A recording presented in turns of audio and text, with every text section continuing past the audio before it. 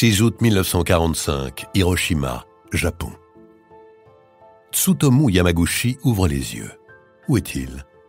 L'endroit lui semble inconnu. La chaleur du soleil caresse son visage, il n'a pas envie de bouger. Son bras droit est engourdi. Il commence à reprendre ses esprits, tout se remet lentement en ordre. Il reconnaît finalement l'appartement de fonction qu'il occupe depuis 3 mois avec 2 de ses collègues. Tout va bien. Depuis la fenêtre de sa chambre, Tsutomu observe la ville qui s'éveille. Un balai incessant de piétons et de pousse-pousse se croise en bas dans les rues. Pour le jeune homme de 29 ans, c'est le début de sa dernière journée ici, à Hiroshima. Ce soir, il prendra le train pour retourner chez lui, retrouver sa femme et son bébé. Ingénieur naval pour le compte de Mitsubishi, Tsutomu est en voyage professionnel. Il travaille dans le port d'Hiroshima sur un nouveau prototype de pétrolier. Il quitte son appartement accompagné de ses 2 collègues. Il fait beau et chaud. Les 3 hommes se rendent à pied au chantier naval, situé sur le port. Ils s'éloignent peu à peu de l'agitation de la ville. Se rendant compte qu'il a oublié quelque chose dans sa chambre, Tsutomu fait demi-tour, seul, pour ne pas retarder ses compagnons. Quelques minutes plus tard, le revoilà sur le chemin du travail. Il quitte le centre-ville et traverse un champ de pommes de terre. C'est alors qu'un bourdonnement lointain retient son attention. Il lève les yeux vers le ciel bleu et aperçoit un avion. C'est un bombardier. Aucune sirène d'alarme n'a pourtant retenti. Il remarque alors un petit point noir, une forme étrange qui vient d'être larguée de l'appareil et chute vers le sol. Podcast Story. À 31 000 pieds d'altitude, soit environ 9 500 mètres, 3 bombardiers B-29 américains survolent Hiroshima. L'un d'entre eux vient de parachuter plusieurs instruments de mesure pour évaluer au mieux l'impact de l'explosion. Un autre avion transporte tout un équipement de prise de vue. Une caméra est fixée sur la carlingue et un militaire est chargé de prendre des photos. Le 3e avion porte sur son fuselage le nom d'Enola Gay. Il est piloté par le colonel Paul Tibbets, qui commande l'équipage composé d'une 12aine d'hommes. Mais ce n'est pas tout. À son bord, le bombardier transporte également une arme destructrice, une bombe nucléaire, ironiquement nommée Little Boy. Bien que la guerre ait déjà pris fin en Europe quelques mois plus tôt, l'Asie est toujours le théâtre de violents affrontements. C'est ce qu'on appelle la guerre du Pacifique. Ennemi des États-Unis depuis l'attaque de Pearl Harbor en 1941, le Japon ne faiblit pas. Bien que les frappes aériennes soient régulières, Hiroshima reste cependant relativement épargné par les raids américains. Dans le cockpit, Tibbets se reçoit le feu vert. Il est 8h15. La trappe ventrale de l'appareil s'ouvre. 5, 4, 3, 2, 1. La première bombe atomique de l'histoire est larguée sur Hiroshima.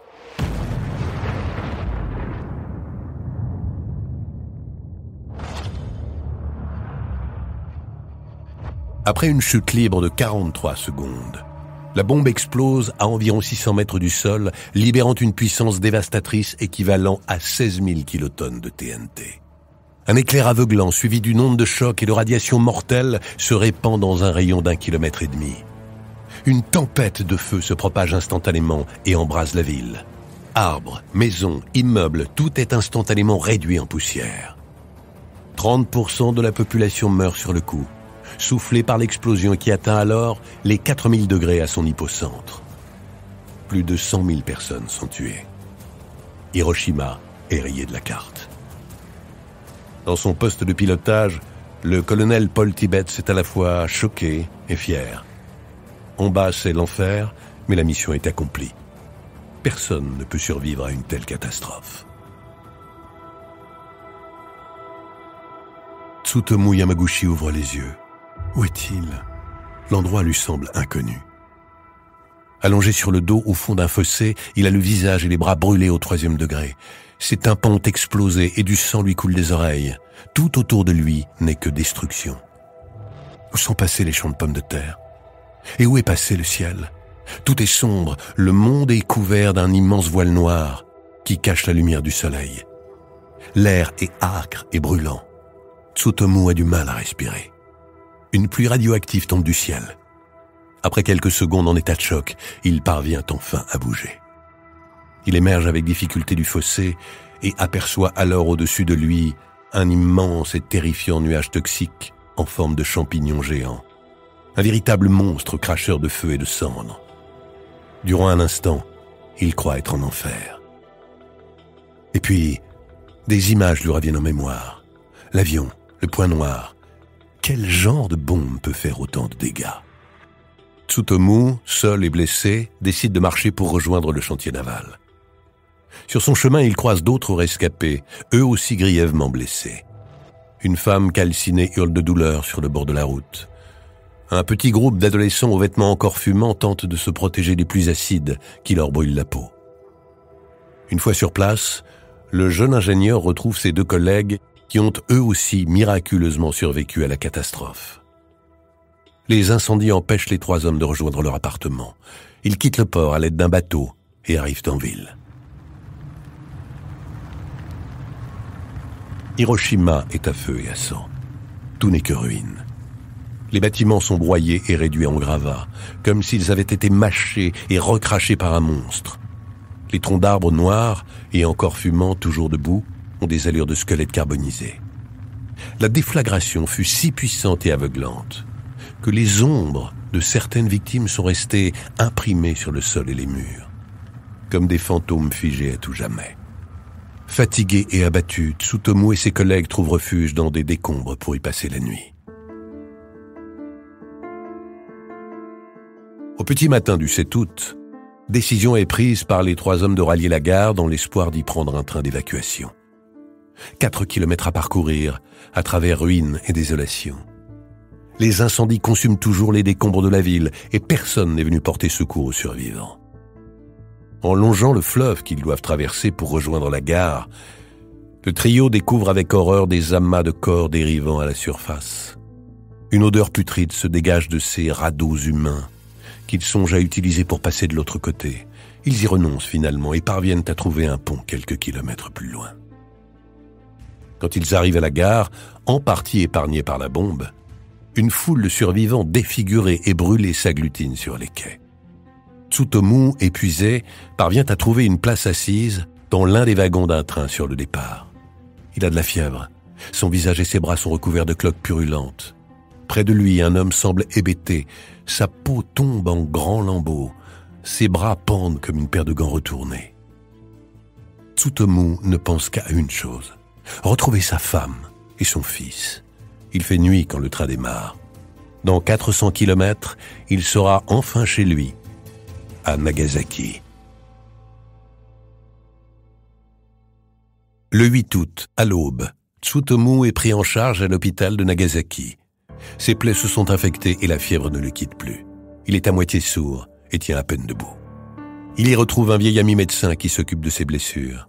À cause des brûlures sur son visage, le docteur a du mal à le reconnaître. Le visage recouvert de bandages, Tsutomu retourne chez lui. Sa femme et sa mère sont sous le choc. Le jeune homme tente de leur expliquer son malheur, mais épuisé, il tombe dans un profond sommeil. À Washington, le président Harry S. Truman et son état-major espèrent toujours une capitulation du Japon. Dans son allocution qui a suivi le largage de Little Boy, le président américain annonce au monde que la première bombe atomique de l'histoire a été larguée sur Hiroshima.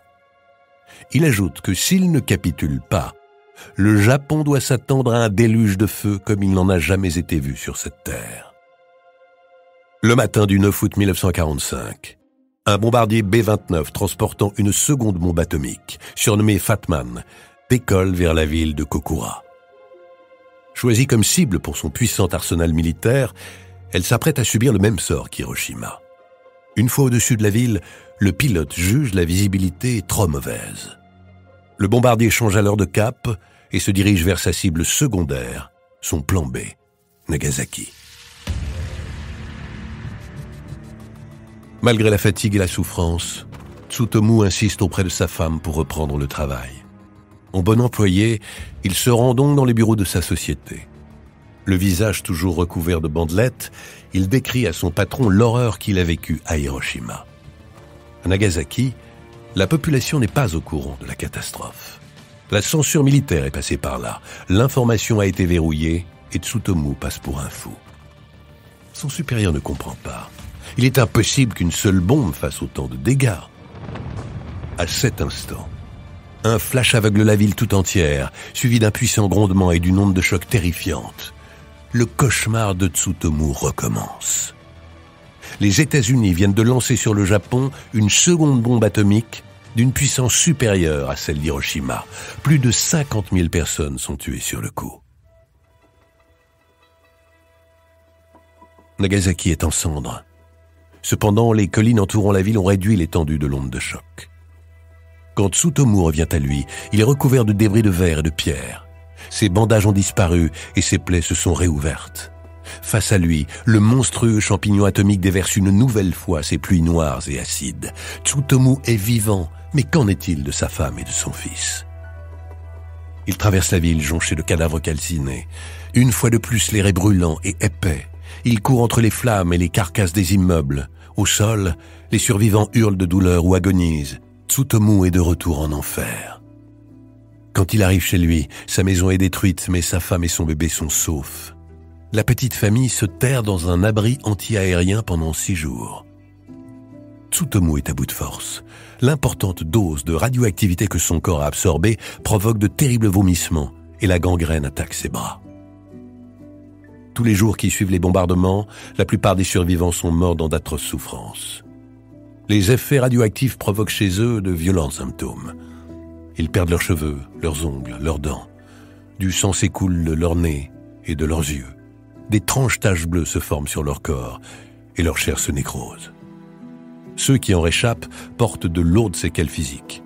Certains deviennent sourds, d'autres ont les yeux brûlés par l'explosion et perdent la vue. Le 15 août 1945, le Japon terrassé capitule, sonnant ainsi la fin de la Seconde Guerre mondiale. Les États-Unis sortent tout puissants du conflit et la menace atomique sera dans les années qui suivront l'une des pièces maîtresses de la guerre froide. Nous entrons dans l'ère de l'équilibre de la terreur. Nous y sommes encore.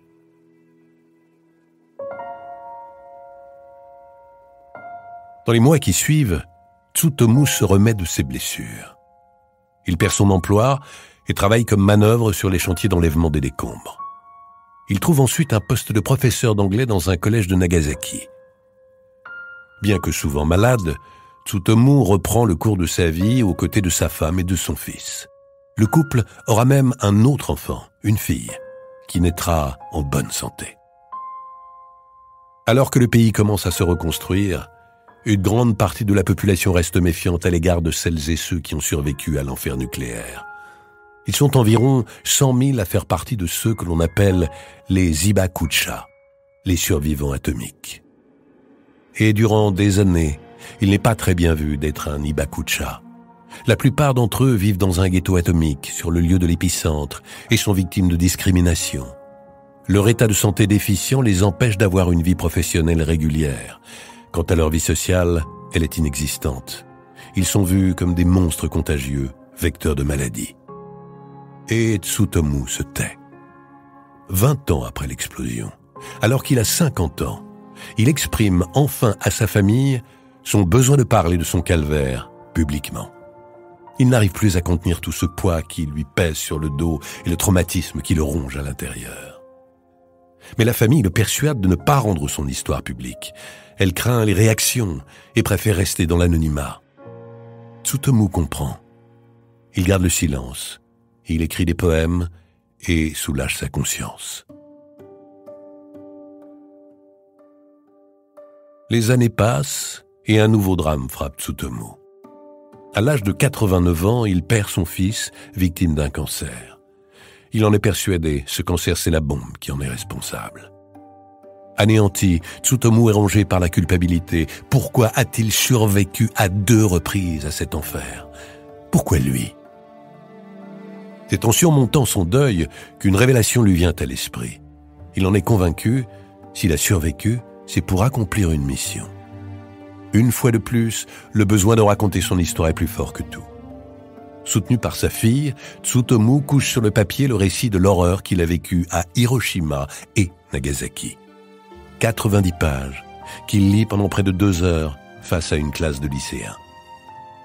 Pour la première fois, Tsutomu parle, se remémore et raconte son traumatisme. Le vieil homme est à plusieurs reprises pris de sanglots qu'il peine à réprimer. Les jeunes gens restent muets et émus à l'écoute de ce discours débordant de paix et d'amour. Tsutomu y livre avant tout un véritable pamphlet antinucléaire. Bien que soulagé, il sait que sa mission n'est pas encore terminée. Son histoire devient très vite publique. Tsutomu devient alors l'homme qui a survécu à 2 bombes atomiques. Il enchaîne les conférences et les témoignages. Partout où il se rend, l'émotion qu'il dégage frappe son auditoire. Sa lutte contre le nucléaire devient de plus en plus importante, à tel point qu'en 2006, l'ONU l'invite à prononcer un discours à New York. Tsutomu quitte pour la première fois son pays et atterrit aux États-Unis où il se sent comme en territoire ennemi. Il reste cependant très bienveillant avec le peuple américain, contre qui il n'a aucun ressentiment. Le dos légèrement courbé, mais la voix tenue, Tsutomu Yamaguchi délivre un discours antinucléaire et humaniste face aux représentants de l'Organisation des Nations Unies qui l'acclament. Mais le vieil homme n'est pas dupe. Il sait que ce ne sont que de belles paroles. De retour à Nagasaki, Tsutomu poursuit sa mission. Il raconte encore et encore son expérience à qui veut bien l'entendre. Un jour, un étudiant américain lui demande même la permission de traduire et de lire ses poèmes en public. L'un de ses derniers discours a lieu au musée de la bombe, à Hiroshima. C'est dans un anglais impeccable qu'il s'adresse à une classe d'étudiants américains. Il a beau avoir déjà raconté son histoire à de nombreuses reprises, les souvenirs sont trop forts et trop violents. Il éclate en sanglots, comme si c'était la première fois. Son auditoire reste silencieux, tous ont la gorge nouée et les larmes aux yeux. En été 2009, Tsutomu est hospitalisé pour un cancer de l'estomac. Il refuse tout traitement ou opération.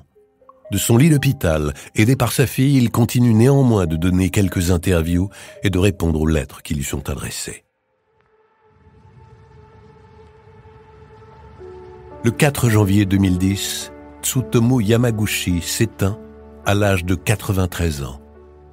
La mort est finalement venue le chercher. Il est à ce jour l'unique survivant officiel des 2 bombardements atomiques qui ont changé le monde à tout jamais. Il a été le témoin des ravages et de l'horreur de ce que l'homme n'a jamais osé recommencer. Une hécatombe ayant coûté la vie à plus de 200 000 personnes et dont l'impact écologique a été catastrophique. En 2023, le monde compte 9 puissances nucléaires. Les États-Unis, la Chine, le Royaume-Uni, la France, Israël, le Pakistan, l'Inde, la Corée du Nord et la Russie. Elles détiennent officiellement 12 000 têtes nucléaires prêtes à l'emploi, soit une puissance équivalente à plus de 135 000 bombes d'Hiroshima. Podcast Story. On a tous une histoire à écouter. Ne manquez aucun épisode de Podcast Story. Abonnez-vous et mettez 5 étoiles sur Podcast Addict, Amazon Music ou Spotify.